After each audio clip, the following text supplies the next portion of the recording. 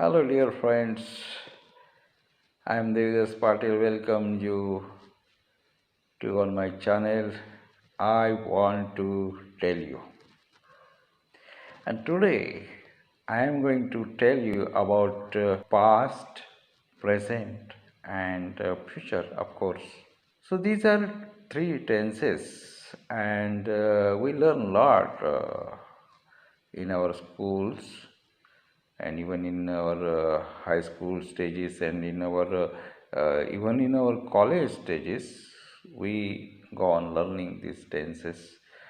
So everybody has his or her past, present, and future too, of course. Main thing is that as the time proceeds, we go on becoming older and older. Power of past sometimes increases and sometimes decreases. When we have a lot of memories, and they even in the older age, we if we remember those all the memories, the power is much, it is increased. And if we don't remember the memories, then the power is less. It has nothing to do with our life now, because past is past, as many people say. Past is past, and you live in present, and don't worry about your future.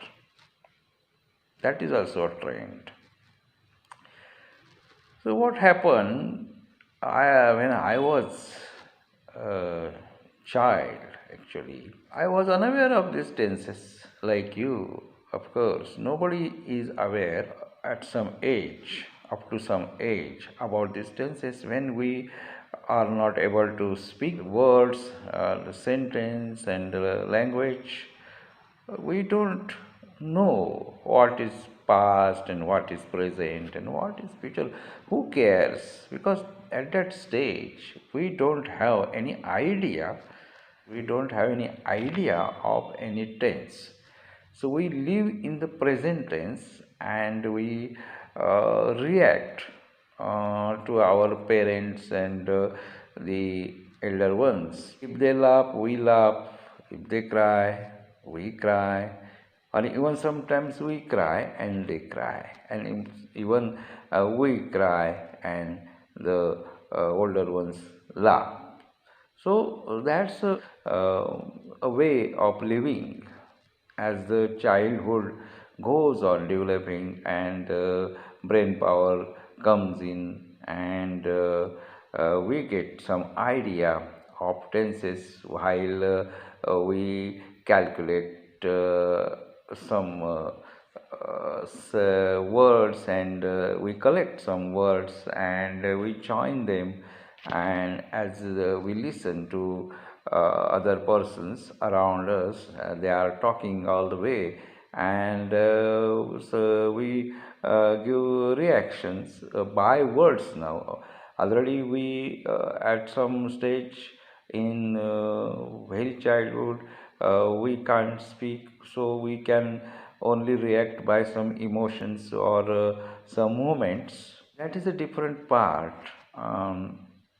And once we get onto those words, somewhere we come into the idea of the tenses. So it has happened. We say, yes, yes, yesterday, yesterday, yesterday. Sometimes it makes fun. It is funny. Sometimes we, in our childhood, reply, yesterday will be there. That is a fun. But because we don't know, we can't gather the proper switch gearing between these words, and we get fumbled, and we get some different impressions in our mind, and we carry on like that. So that yesterday becomes will be, and today becomes had. Such things come, we join them, and that creates a joke, and other persons around us laugh. And when they laugh, we become aware that something is wrong, right? Something is wrong, and the children always try to talk among them, and even among the children, when they are talking, we can listen that such types of things happen. They misinterpret the uh, tenses. They don't have the proper idea of time and its running, its maintenance, etc, and everything becomes funny.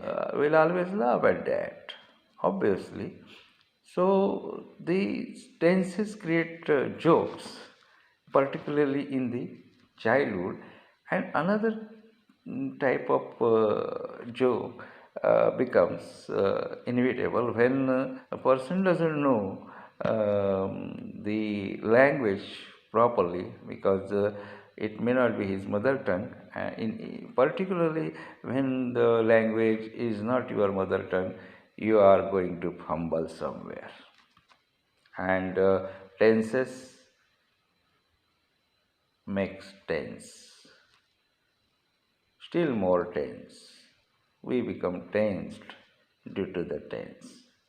So these tenses create havoc in our mind when the language in which we are going to speak with somebody whose that language is mother tongue, and speaking it from for many years, and we don't have much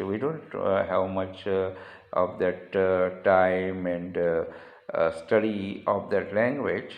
So obviously it's a different thing. It relatively it becomes harder to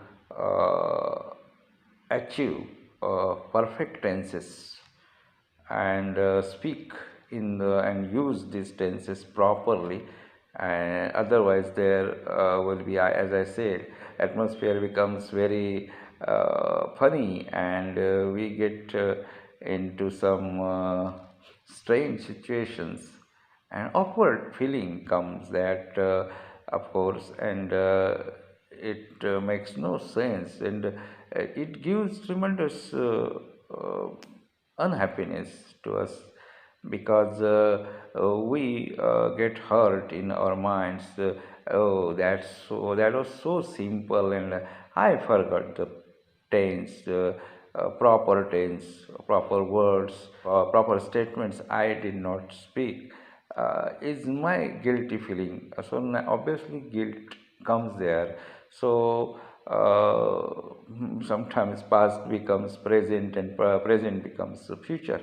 So while speaking, these things do happen when you are not in the proper gear of the language which you are speaking. Where particularly, as I said, if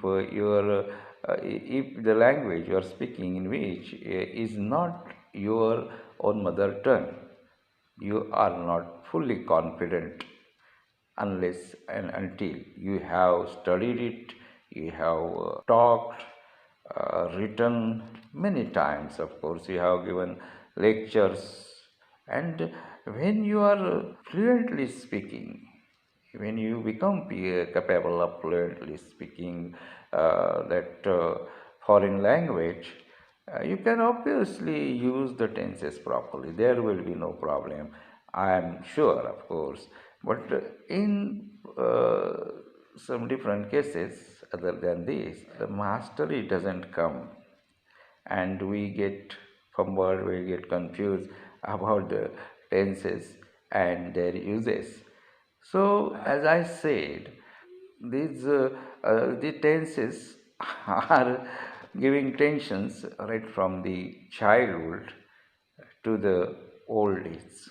So, these tenses came into my mind when I just crossed with a book of 7th standard, and the first poem I got is exactly past, present, and future.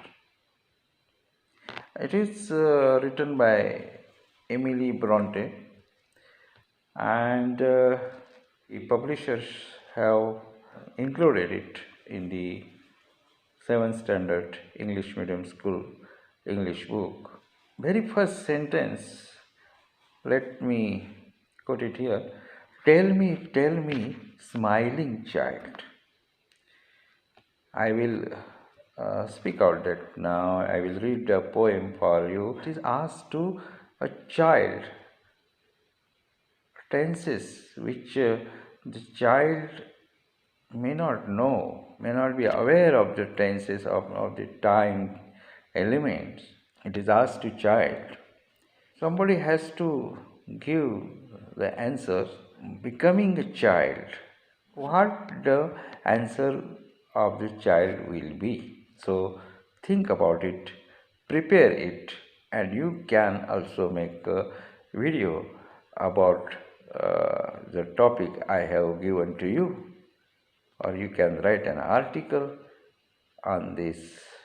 What the child will answer to such questions. When the bigger ones are confused, to become a child, at least for the 7th standard child, and speak out. Thank you very much.